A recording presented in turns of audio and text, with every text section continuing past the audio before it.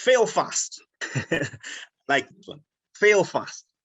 Fail very, very quickly. If you look at the image that's there, there's plan A, crossed out.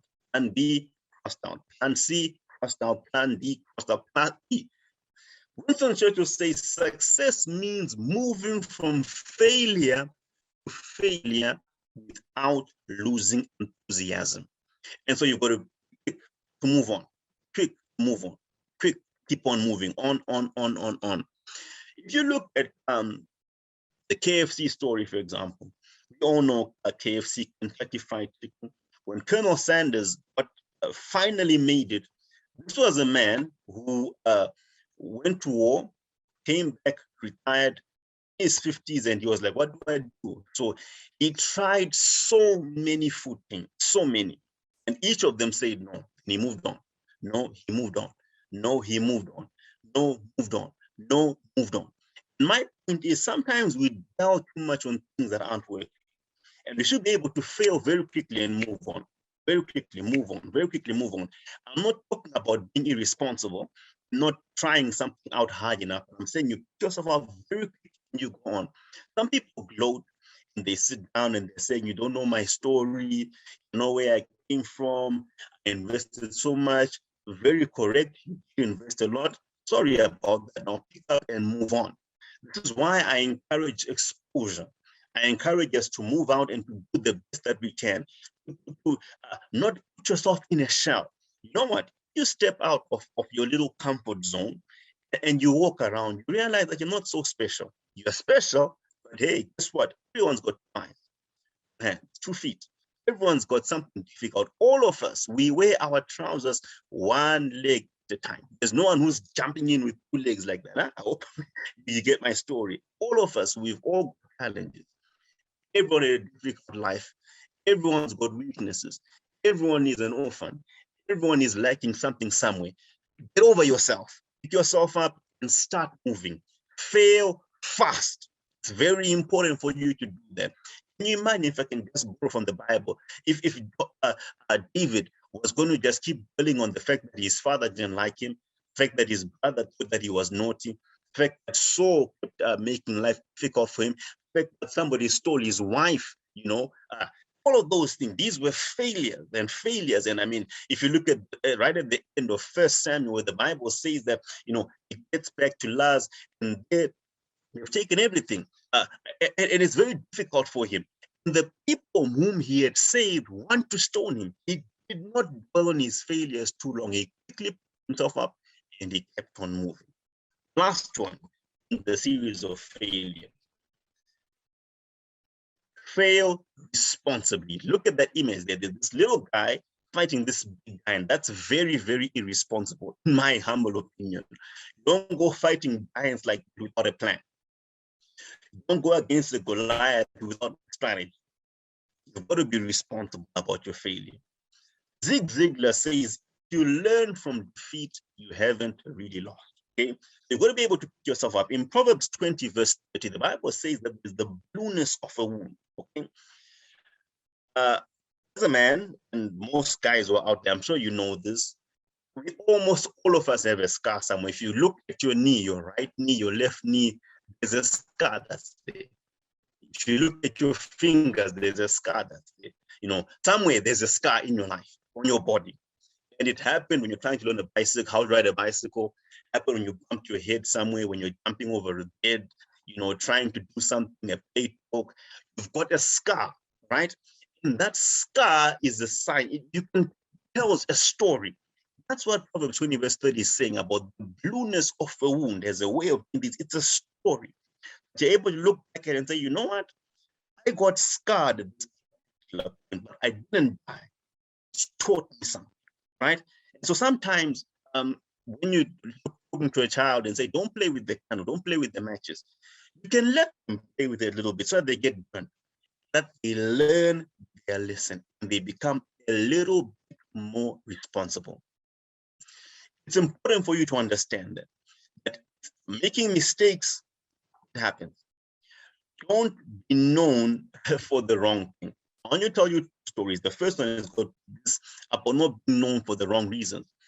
Many people want to be entrepreneurs, want to be business people, my encouragement always is, if you can work for someone for a little bit, it will help you and go a long way, because you'll learn discipline.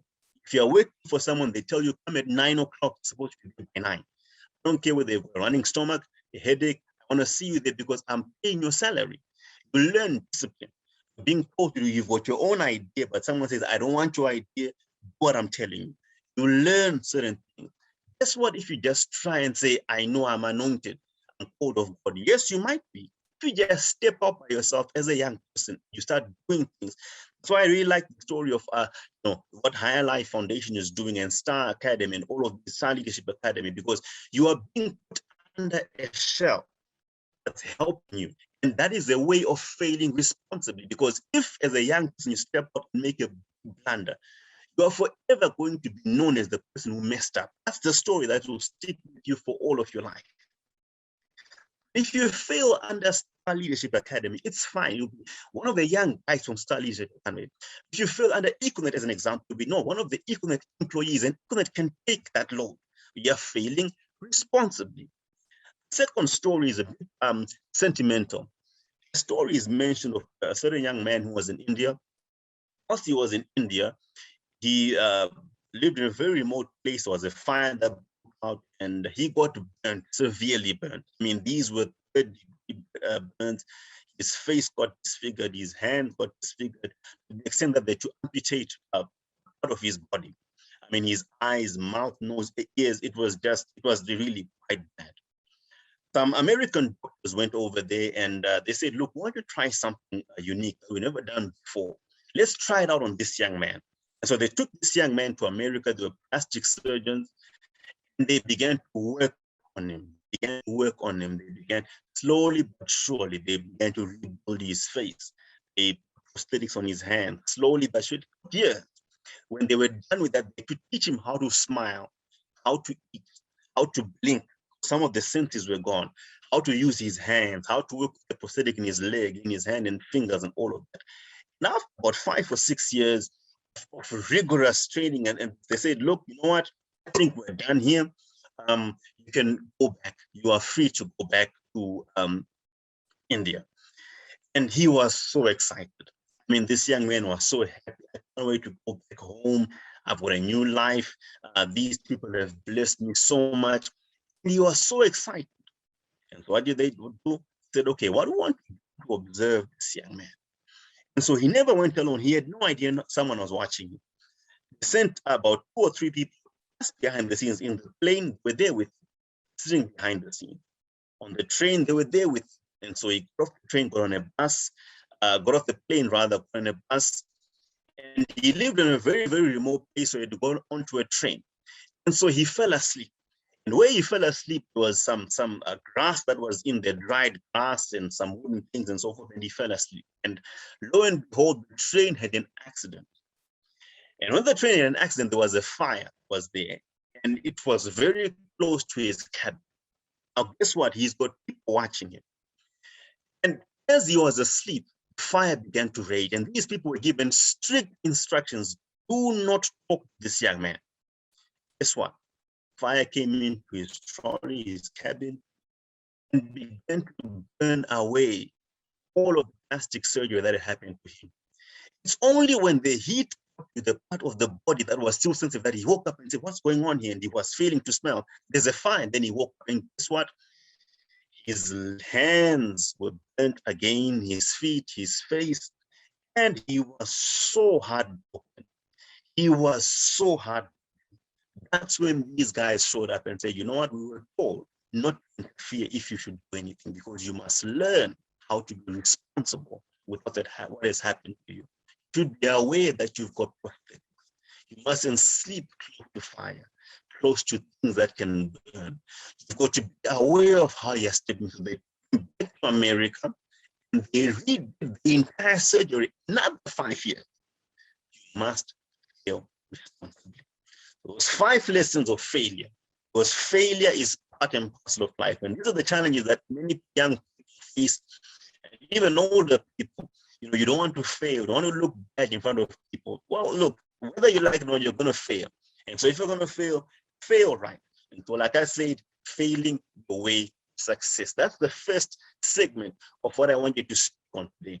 And so if you've got any questions, please write them down, because as we get towards the end, I'll open up for a Q&A, and you're able to ask me on failing your way to success. It's not about just jumping out and diving with your eyes closed and saying, I've got faith will save you. Yeah, God might save you, but maybe not in the way that you think and hope He will. But you've got to be able to be comfortable with failure. So the second part is got to do with possessing your future.